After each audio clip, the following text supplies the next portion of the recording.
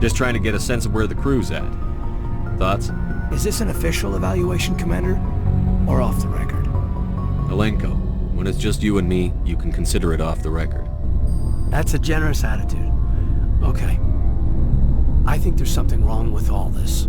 This Saren is looking for records on some kind of galactic extinction, but we can't get backup from the Council? Sorry, Commander. There's writing on the wall here, but someone isn't reading it. The Council doesn't want to believe anything's wrong. I'd call it human nature, but... I hear you. It just seems like a group that's been around as long as the Council should see this coming. Sorry if I got too informal. Protocol wasn't a big focus back in Bot. Tell me about it. Biotic acclamation and temperance didn't last past the airlock. To the kids they hauled in, it was brain camp.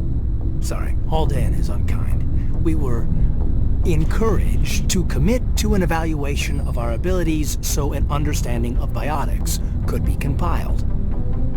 There are worse results of accidental exposure to element 0 in the womb. Beats the brain tumors some kids grew up with. Is there some question about how you were exposed? My mother was downwind of a transport crash. It was before there were human biotics, a little after the discovery of the Martian ruins. It only gets iffy around 63 when Kinetics was running out of first-gen subjects. Until then, they'd relied on accidentals. A bunch of guys in suits show up at your door after school, and next thing you know, you're out on Jump Zero. Jump Zero is Gagarin Station, right? What's it like? Yeah, that's the official name. Biggest and farthest facility we had for decades. Right on the termination shock, the outer edge of the solar system. It's where they did all the Goose Chase FTL research before we caught on to using mass effect fields. It was a sterile research platform when I was there. There were other kids in the same boat, right? At least you weren't alone out there. That's true. We did have a little circle that'd get together every night before lights out. We didn't have much to do, though. It was a research platform then, and Kinetics kept Jump Zero off the extranet to prevent leaks. Then you must have had plenty of time to get to know each other. Yeah, we'd sit around and bull every night after dinner, play cards or network games. There was this girl named Rana, who had a little circle grow up around her. She was from Turkey, her family was very rich, but she was smart and charming as hell. Beautiful, but not stuck up about it. I think you'd have liked her. Sounds like she was special to you. She was.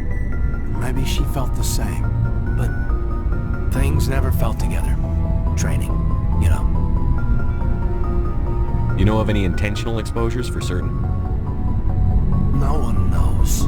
Doesn't mean they didn't happen. As big as the exposures were, it was hard to track down accidentals. It was different then. No one knew the potential, so there wasn't a lot of regulation. Anything Kinetics did was gold. I'm not saying they intentionally detonated drives over our outposts, but in retrospect, they were damn quick on the scene. Jump Zero's a long way from home. What was it like? The grand gateway to humanity looks a lot better in the vids. But that's my own baggage, Commander. No bearing on this. Alenko, there's no regulation that says you can't be friends with your commander. I appreciate that, Commander. I just don't want you to think that I'm a whiner. Besides, I've got my past squared away. Anything you need, Commander? Just trying to get a sense of where the crew's at. I've wasted enough of your time for now, Commander. We'll have time for personal debriefing. What's your opinion on the last mission? Dr. Tassoni. Seems like a sweet girl. Easy on the eyes. I mean, if you like the bookish sort. Any intentions there, Lieutenant?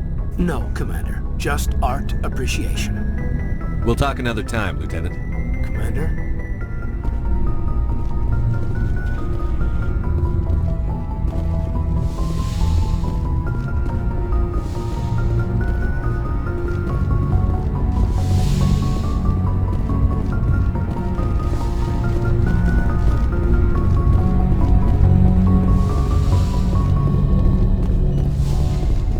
Yes, Commander? Is there something you need? I should go. Goodbye, Commander.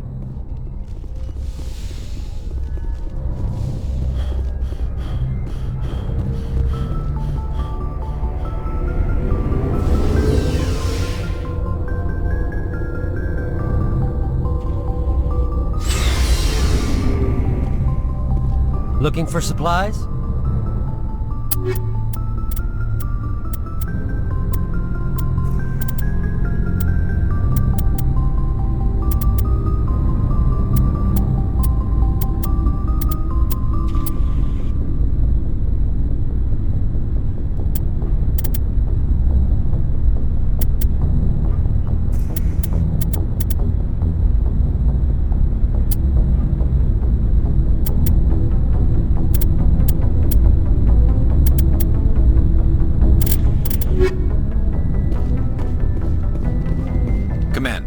Good to see you.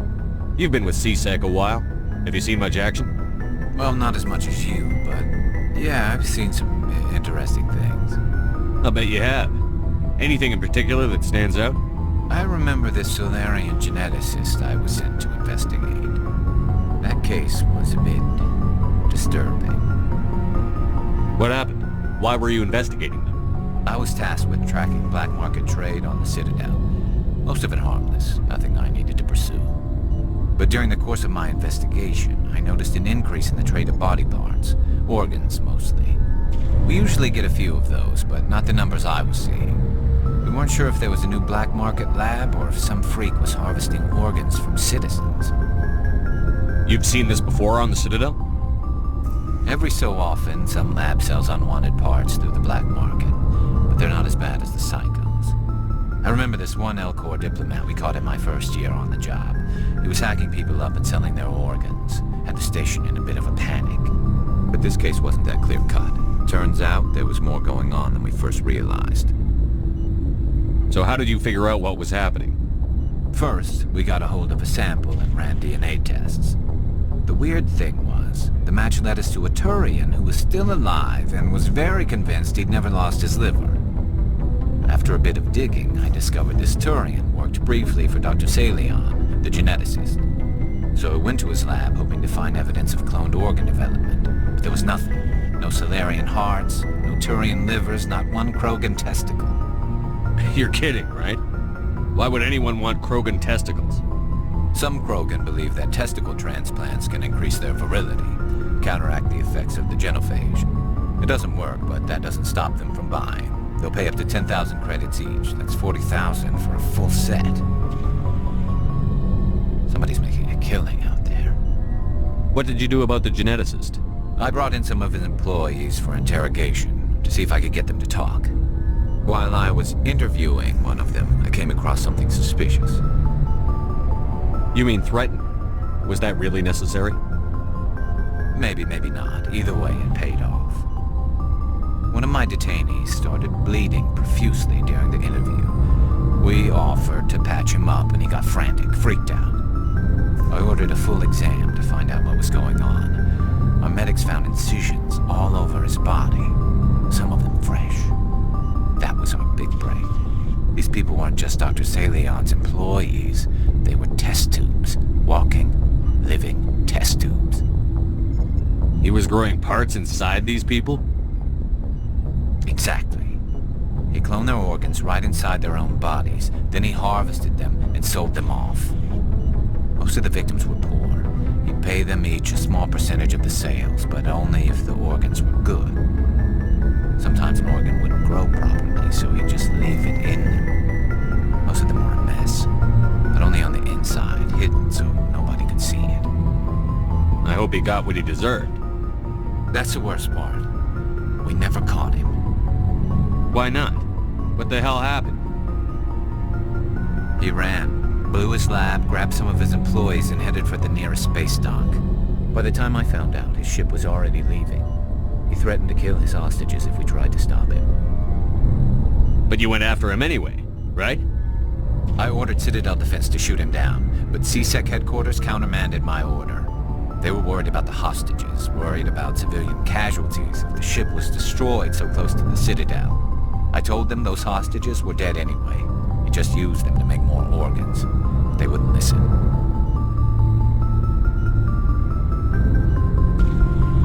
Well, you can't get them all. No, but letting him get away like that. All they had to do was disable that ship, stop him from running. Maybe the hostages die, maybe they don't, but at least we stopped the bastard responsible for it all. I suppose I can see both sides. But what's done is done. I suppose. Can't waste too much time worrying about it now. Just wish I could have stopped him. That's all. Do you have any idea what happened to Dr. Salion? I sent out feelers from time to time, hoping to find something. I thought I'd found him a while back. He changed ships and changed his name to Dr. Hart, his idea of a joke, I guess. I told the military, but they weren't convinced it was him. I got the transponder frequency for his new ship, but I just can't get anyone to check it out. I'll check out the coordinates when I get a chance. I was hoping you'd say that. But Commander, take me with you when you go. If it's Salion, I want to be there when you find him.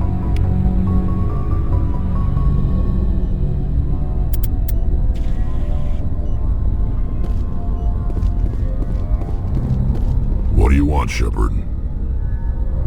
Why did you become a mercenary? Lots of reasons. Such as? Such as, I needed to get out of our system. I needed to eat. I needed to survive. Why not stay and help your people? I tried to help. That's why I had to leave. What happened? I was betrayed. I was head of a small tribe. We were trying to restore order after the war, but the other tribes were against us. They followed Jared, one of the few warlords who survived the war with the Turians. But he was old, and so were his ideas. He wanted to continue the war. He wanted us to fight. Turians, Solarians, each other. It didn't matter who, as long as we were fighting. What did you want? I just wanted Jared to shut up, to stop his ranting. I wanted him to stop leading the tribes astray. But he couldn't understand how much things had changed. We didn't have the numbers to go to war. Even if we did, the genophage made sure we couldn't replenish our numbers fast enough. I told them all to forget about war. We needed to focus on breeding, at least for one generation. And for a while, we were getting through. Some of the tribes started coming around. I take it the warlord didn't appreciate that. No, he didn't. He arranged a crush with the tribes, a meeting on neutral ground. He wanted to talk. We met at the Hollows, near the graves of our ancestors. The skulls of our dead laid bare to remind us where we come from, and where we all go. It's as sacred as any Krogan place can be. Violence is forbidden. It sounds like a trap to me. You must have suspected as much. I did. But when your father invites you to a crush, well, there are some laws that even we hold sacred. Jared was your father? He was. Until that day. We talked, but we didn't get anywhere. When it was clear that I wouldn't join him, he gave the signal. His men leapt from the graves of our ancestors like Krogan undead. The few that were loyal to me died quickly. I escaped with my life, but not before I sank my dagger deep into my father's chest. That is why I left, and that's why I'll never go back. You must have family other than your father. Don't you miss them? No. Now that I have my family's armor again, there's nothing left for me. So long, Rex. Shepard. Oh, before I go, you said you're serving with Commander Shepard now? We saw him on the news here. He's cute. Later, sis. Tell me you didn't hear that. Afraid I did. Oh, shoot me now. One of my sisters. That's Sarah, the youngest. What's up? You didn't come by to eavesdrop on family mail. Your family seems to be important to you. Yeah, we've always been close. Me and my sisters especially. With Dad on duty so much, I had to help Mom raise them. Did your father serve with the fleet? Yeah, took any crap posting he could get that offered space time. You know what? He worked his ass off trying to get recognized, but he never made it above serviceman 3rd class. He was real proud when I made chief. First thing he did was salute. What about your mother? You haven't mentioned her. You must know what military wives are like. Strong because they have to be, able to raise kids while Dad's away on a 6-month cruise. She has a degree in planetary geology. She and Dad both wanted to see new worlds. She gave up her career to raise us, though. You have more than one sister? Sounds like a big family. Yeah, I'm the oldest, then Abby, then Lynn. Sarah's the youngest. She's still in high school. With 4 girls, Dad used to say he felt more outnumbered at home than on maneuvers. Where did you grow up? All over. We transferred a half a dozen times before I finished grade school. You go where personnel command sends you, right? I guess that's why I'm so tight with my sisters. We'd have to leave all our friends every 2 or 3 years. After helping raise them, your sisters still talk to you? Amazing. Things were tense between Sarah and me for a while. Then we bonded. Sounds like a story. Feel like sharing?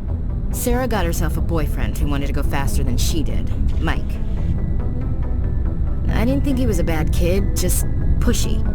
Lynn would send me these worried vidmails, and I'd tell her to relax. Where were you when this was going on? I was on active duty. Sarah's graduating high school this year. This was only a couple of years back. They were on Amaterasu. At the time, I was assigned to Chernobog. Same cluster, but a dozen LY away. Close enough to talk regularly, too far to make it back in an emergency. I couldn't afford a fast packet flight. If he really liked her, he wouldn't be pushy. Yeah, of course. If he didn't ask at all, I'd wonder if he thought Sarah was ugly. Damned if you do, damned if you don't. Mike thought they'd go for a romantic walk in the woods, because he figured it was past time they did the deed. She levered Mike face first into a tree and left. Didn't have a scratch on her. Good thing Mom and Dad had us all learn some kind of self-defense. I took emergency leave and walked Sarah to school for a few days. Why didn't you tell the police? She said it wouldn't solve the real problem, and she and Mike would both become household names. It was a small colony. I said it was her call to make, that we should let her do it her way. Mom was pretty pissed about that. You said all of your sisters learned self-defense? Lynn did pistol practice, but didn't like it. She's kinda nervous. Sarah took Aikido. Abby decided to learn the sword. She always was a little weird. Likes big skirts and tops you have to tie her into.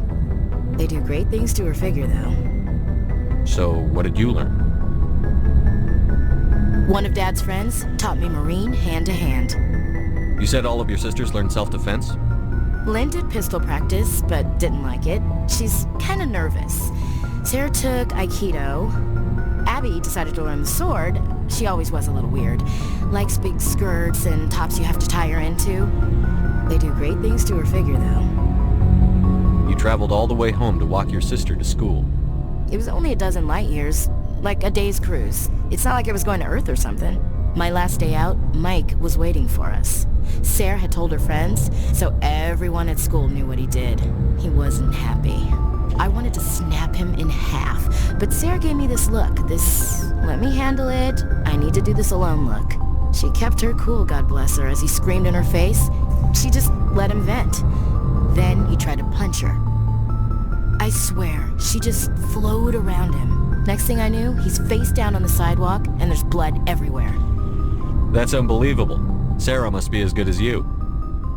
Better. I'm more or less a straight-up puncher.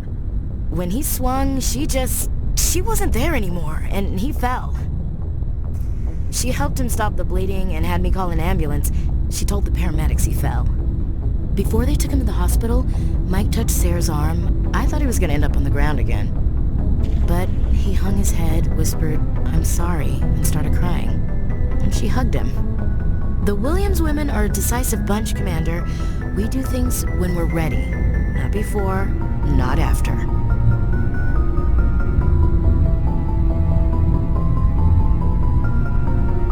Your sister's something else.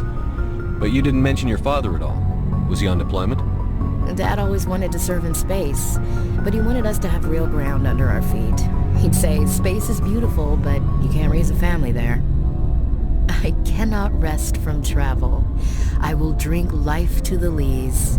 All times I've enjoyed greatly, have suffered greatly, both with those that loved me and alone.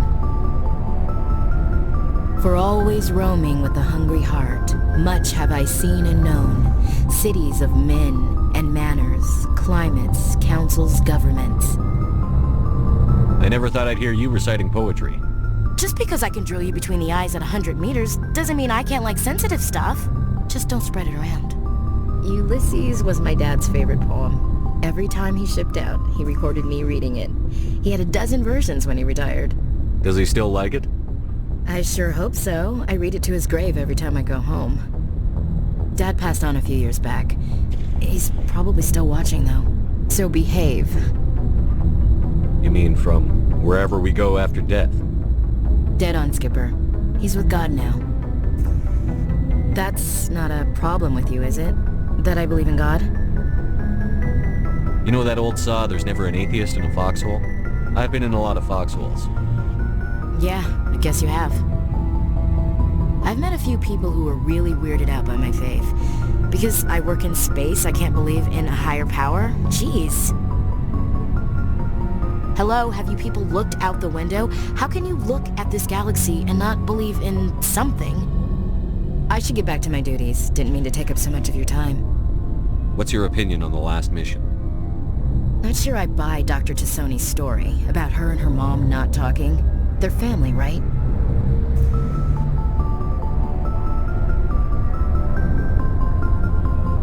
I think she's being straight with us. Or at least, I don't think she lies very often. Yeah, she's probably really bad at it. Too bad those ruins got destroyed. I mean, they lasted thousands of years. That's impressive. What's your opinion on the last mission? Not sure I buy Dr. Tassoni's story about her and... I think she... Too bad those ruins got destroyed. We'll talk later, William. Looking forward to it, Skipper.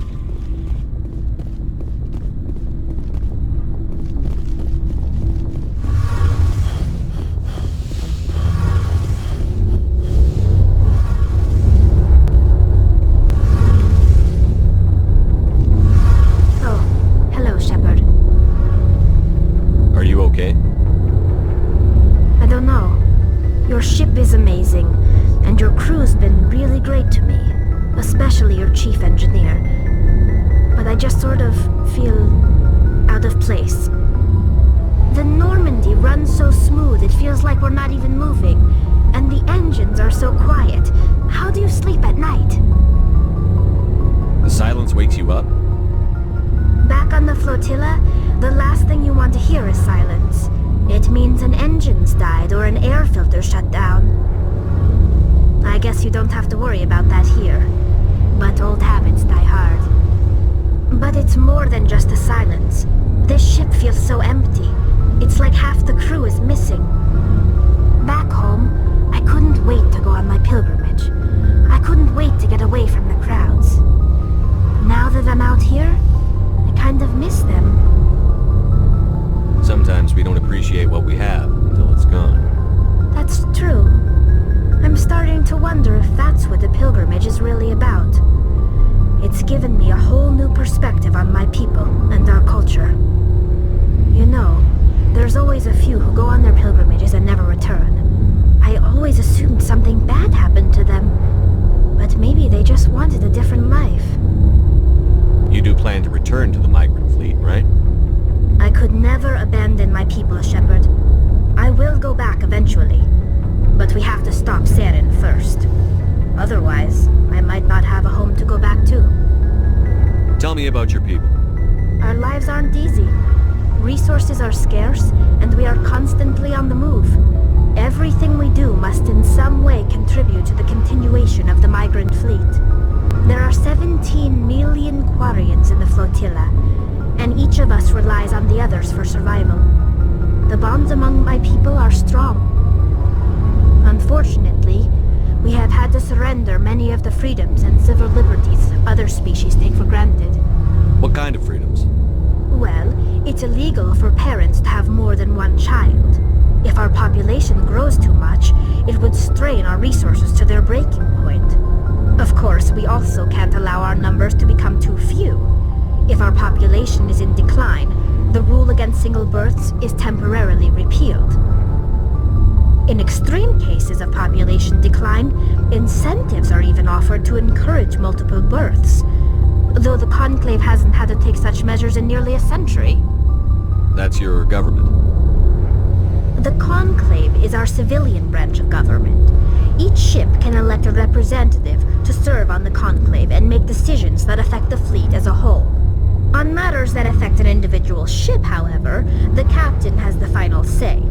It's a tradition that dates back to the early days, when the fleet was governed by martial law. Fortunately, most captains nowadays are smart enough to have an elected council from their crew to give them advice and guidance. So the ultimate power rests with elected officials. In practice, the Conclave and the respective council for each ship tend to set the rules that govern our daily lives. But in theory, we are still under military jurisdiction. The 5 top-ranking military officials in the fleet serve on the Admiralty Board. These 5 have the power to overrule any decision by the Conclave in case of emergency. To do so requires unanimous agreement among the Admiralty, and they can only do this once. After that, the entire board must resign their posts. It's a safeguard that served us well. In nearly 3 centuries, the Admiralty Board has only overruled the Conclave 4 times. I want to know more about the Geth. I doubt I can tell you anything you don't already know. It's been almost 3 centuries since they drove my people into exile. All I know is the story of their origins, what they were when we created them, and how they turned on us. Interesting. The Geth were originally created to serve as an automated manual labor force. Initially, their intelligence was as limited as any VI. Over time, we made small modifications to their programming to allow them to perform more varied and complex tasks, bringing them closer and closer to true AI status. How come the Council didn't step in and stop you? This wasn't true AI research. We may have been skirting the bounds of the law, but we never did anything that was actually illegal. The changes were so insignificant, so gradual, that we were able to control them. Or so we thought. But one thing we underestimated was the power of the neural network.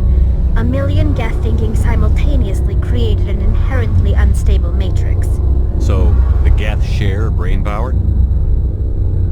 Many of the Geth's logic systems were designed to work in concert with other nearby Geth. Basically, the more of them you have in a group, the smarter they are. So there's some sort of group consciousness? No, nothing like that. They cannot share sensory data or information. Their programming cannot handle that much simultaneous input. Each Geth maintains an individual awareness and identity. The neural network only operates on a process-based level. It's basically the synthetic equivalent of a subconscious. But when they're in close proximity, they can coordinate low-level functional processes, freeing up more capacity for original or independent thought. That doesn't make any sense. I'm probably oversimplifying. The Geth are incredibly advanced and complex creations. All you need to know is that they get smarter when they gather in large numbers. As we built more and more Geth, their effective intelligence became more sophisticated, more abstract. One day, a Geth began to ask its Quarian overseer questions about the nature of its existence. Am I alive? Why am I here? What is my purpose? As you can imagine, this caused a near panic among my people. I don't see what's so bad about those questions. The Geth were created to engage in mundane, repetitive, or dangerous manual labor. That's fine for machines, but it won't satisfy a sentient being for long. The Geth were showing signs of rudimentary self-awareness and independent thought. If the Geth were intelligent, then we were essentially using them as slaves. It was inevitable the newly sentient Geth would rebel against their situation. We knew they would rise up against us, so we acted first. A general order went out across all Quarian-controlled systems to permanently deactivate all Geth. The Geth responded to this order violently. You can't blame them for fighting for their survival. We had no other choice. The Geth were already on the verge of revolution. By acting quickly, we had a chance to end the war before it began. The hope was that most of the Geth would still be little more than machines, incapable of organized resistance. But they had progressed much further than anyone anticipated. The war was long and bloody. Millions upon millions of Quarians died at their hands. In the end, we were forced to flee our own homeworld. We feared the Geth would pursue us, but they never came beyond the Veil. Now we drift through space, exile searching for a way to reclaim what was once ours. It's hard to feel sorry for you. Your ancestors tried to wipe out another species. We made a mistake when we created the Geth in the first place, but we did not make a mistake when we went to war against them. If we had not acted, they would have wiped us out. They're a synthetic life form. They have no use for organics. None. Why do you think they cut themselves off from the rest of the galaxy? Why do you think they've killed every organic being who's ever tried to contact them? They didn't kill Saren. What does that tell you? The Geth are not innocent victims in all this. They're the enemy. They want to destroy us. Not just the Quarians. All organic life. That's why they've joined up with Saren. And that's why we have to stop him. I want to know more about the pilgrimage. When my people reach maturity, we leave our birth ships and seek acceptance with a new crew. It's necessary to maintain genetic diversity among the fleet. But no ship wants to accept someone who will be a burden on them. So, to prove our worth, we embark on a pilgrimage. We set out alone, leaving the flotilla and our families behind us. We only return once we have found something of value we can bring back to the fleet. This is presented as a gift to the captain of the respective ship we wish to join. If the gift is accepted, we are welcomed into the crew. Can a captain choose to reject the gift? That doesn't happen often. Most captains are eager to increase the size of their crew. It increases their own standing in our society. Even when a gift is not particularly valuable, the captain usually accepts it out of a sense of tradition. However, there is a stigma to presenting a substandard gift. It's not the best way to make a good impression on a new community. Most pilgrims don't return until they find something worthwhile. I can't believe they just send you off alone. It's not like they just cast us out. Before we leave, we are given lessons in how to survive outside the flotilla, and given gifts to help us on our journey. We also receive implants to fight off sickness and disease. Generations of living in an isolated and highly controlled environment have left our immune systems weaker than most. By the time we leave the fleet, we are well equipped for the pilgrimage. This is a rite of passage for all Quarians. If it were dangerous, our numbers would suffer. Virtually every pilgrimage ends with a triumphant return and the ritual presentation of the gift to one of the fleet's captains. I want to talk about something else. Like what? I should go. See you later. Something I can do for you, Commander. Fill me in on the IES stealth systems. How does it work exactly? You can't hide a ship out in space. They emit too much heat and radiation. Too easy for sensors to pick them up, unless you find a way to capture those emissions. So our stealth systems trap the energy we give off in storage sinks built into the ship itself. No emissions to give away our location. Eventually the sinks have to be vented. More than a few hours silent running and they overheat. Cook us inside our own hull. There's no way for anyone to detect us? A visual scan can still pick us up. Anyone looking out a window can see us plain as day. But you have to be pretty close to get an actual visual out in space. Most vessels rely on scanners. As long as the stealth systems are engaged, they can't see us. Not unless we accelerate to FTL speeds. Why doesn't it work with faster-than-light travel? Cranking up to FTL blue shifts our emissions, pushes them into frequencies too high to capture in the sinks. As soon as we make the jump, it's like setting off a flare. Sensors can pick up our location whenever we enter or exit FTL flight, but for short-range missions, our stealth systems are amazing, and we've got the only one. Where else have you served, Adams? If you name a class of Alliance ship, I've probably served on it. Everything from dreadnoughts and carriers right down to frigates like the Normandy. My last assignment was on the Tokyo, only a cruiser, but she was a good ship. Couldn't hold a candle to the Normandy, though. I want to know more about the Normandy. She's the best ship I've ever served on, probably the fastest vessel ever designed. She's the only one using the new Tantalus drive core. What's so special about the Tantalus drive core? Proportionally, it's about twice the size of any other vessel. Not only are we faster, we can run at FTL speeds longer before we have to discharge the core. Carry on, Adams. Aye, aye, Commander.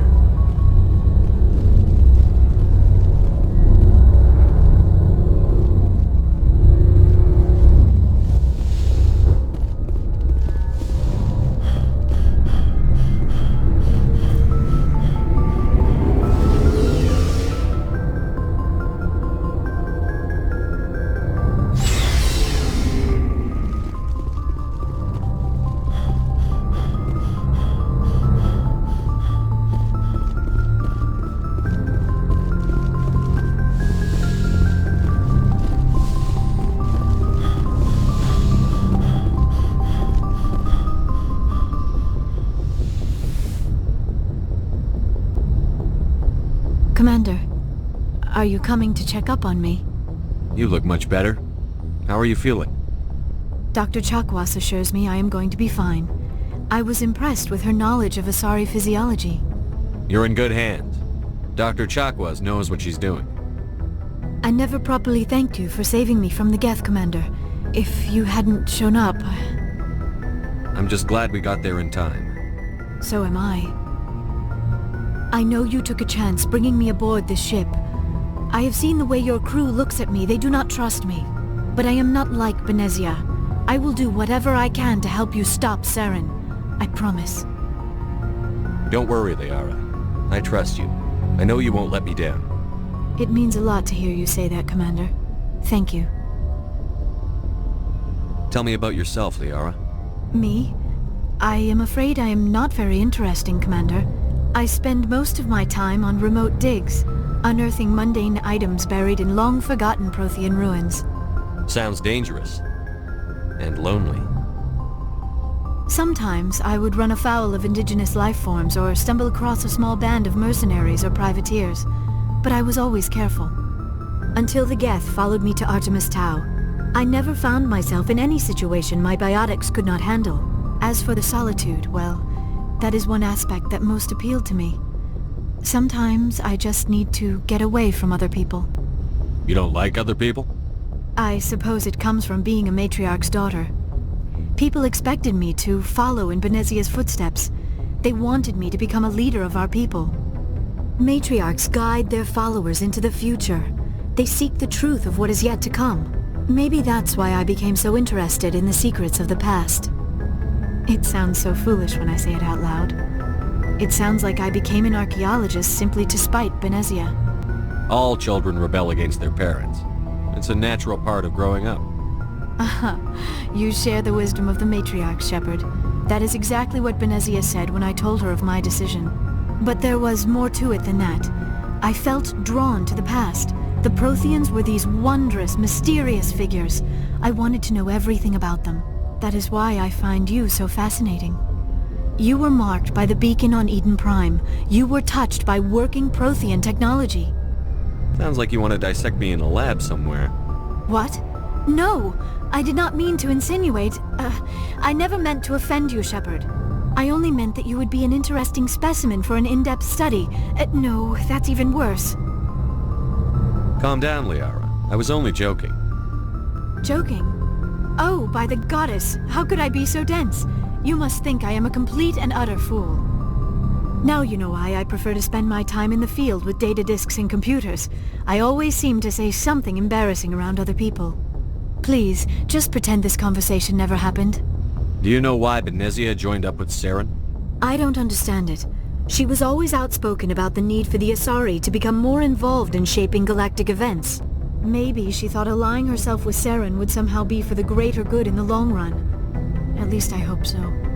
This hurts you, doesn't it? None of this makes any sense to me. I have not spoken to Benezia in many years, but I know her, and this was not like her. Something changed. I'd like to know more about the Asari. We were the first species to discover the Citadel. We were instrumental in forming the Council, and we always strive to be the voice of peaceful cooperation in galactic disputes. My people believe we are all part of a single galactic community. Each species contributes something to the greater whole. Although we seek to understand other species, it seems few of them seek to understand us. The galaxy is filled with rumors and misinformation about my people. Like what? Most of the inaccuracies are centered around our mating rituals. My species is monogendered. Male and female have no real meaning for us. We still require a partner to reproduce. This second parent, however, may be of any species and any gender. I don't understand. Your species can mate with anyone? Mating is not quite the proper term, not as you understand it. Physical contact may or may not be involved, but it is not an essential element of the union. The true connection is mental. Our physiology allows us to meld with other beings. We can touch the very depths of their minds. We explore the genetic memory of their species. We share the most basic elements of their individual and racial identities. We then pass these traits on to our daughters. It is how we learn to grow as a species and how we develop a greater understanding of other races. What happens to your partner after the union? Every relationship is different. Some unions are a single encounter with both parents parting ways afterwards.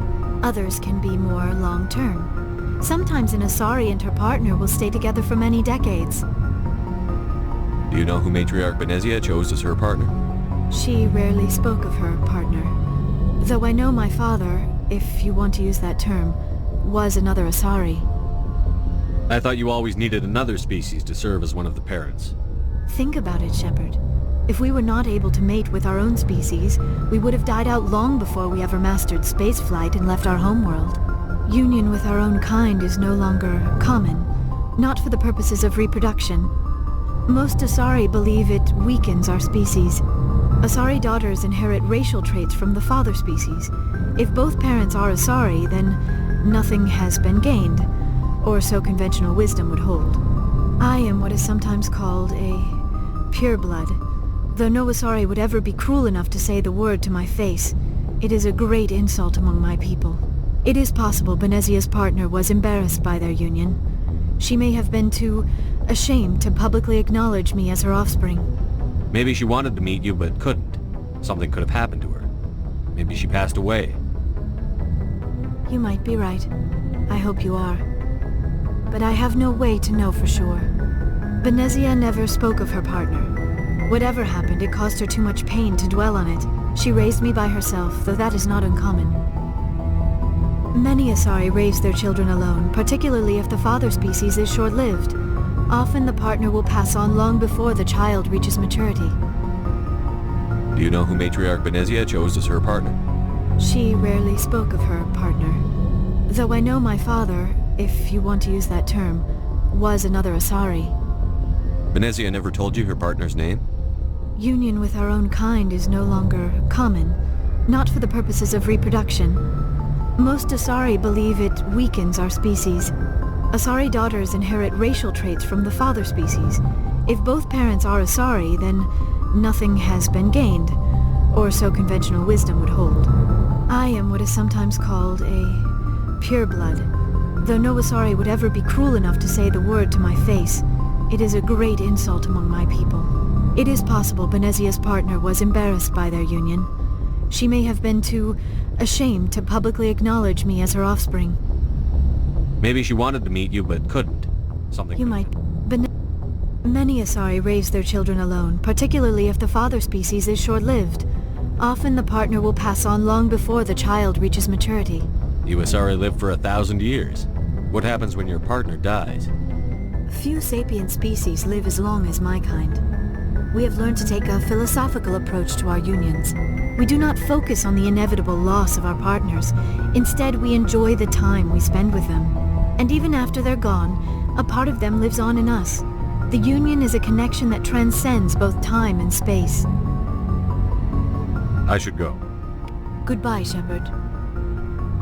I get the feeling you want to ask me something, Commander. I just wanted to talk. Of course, Shepard. What did you want to talk about? I should go.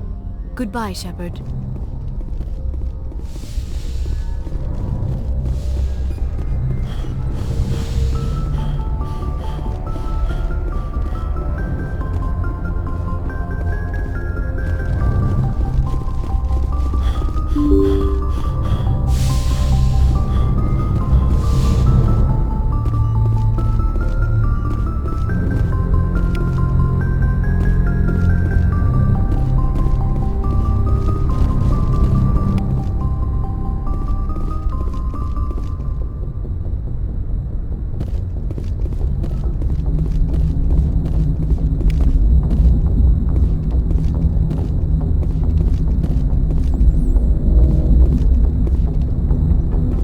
I prefer gold to silver, you know, for my medal. I figured you'd recommend me for one since I, pulled your boots out of the fire. If we present you with a medal, you'll end up sitting on stage listening to politicians make speeches for a couple of hours. Fun. That's a good point. They'd probably make me shave, too. I spent the last 7 weeks working on this baby. No medal's worth that. So, Commander, why don't you tell me why you're really here? I need to know more about this Vrolik syndrome if I'm putting my ship in your hands. Yeah, of course you do. It's an extremely rare condition. Nobody knows exactly what causes it. Genetic, maybe. It's treatable, but there's no cure. They classify my case as moderate to severe. I was born with over a dozen fractures, hip, thighs, ankles. My bones were already breaking in the womb. 100 years ago, I wouldn't have survived past my first year. Lucky for me, modern medical science has turned me into a productive member of society. I'm not trying to make you uncomfortable. Whatever you want, Commander. How's the Normandy performing? Is she everything they said she'd be? She's the best ship in the fleet, if you've got a pilot who knows how to handle her. Balance isn't what you'd expect. Takes a while to get used to that oversized drive core we got stuffed in the back, and her power can sneak up on you if you're not careful. The Normandy's probably too much ship for your average Alliance pilot, Commander. Lucky for you, I'm anything but average. How's the Normandy performing? Is she everything they said she'd be?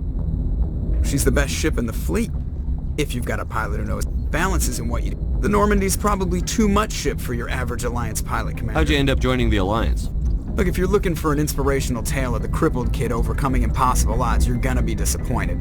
My mother was a civilian contractor working for the Alliance. I basically grew up on the Arcturus station back when they were building up the fleets. Spend all that time around Alliance ships, there's a good chance you'll end up going to the Academy. How'd you end up joining the Alliance? Look, if you're looking... Spend all that time around Alliance ships... I have to go. Alright, see ya.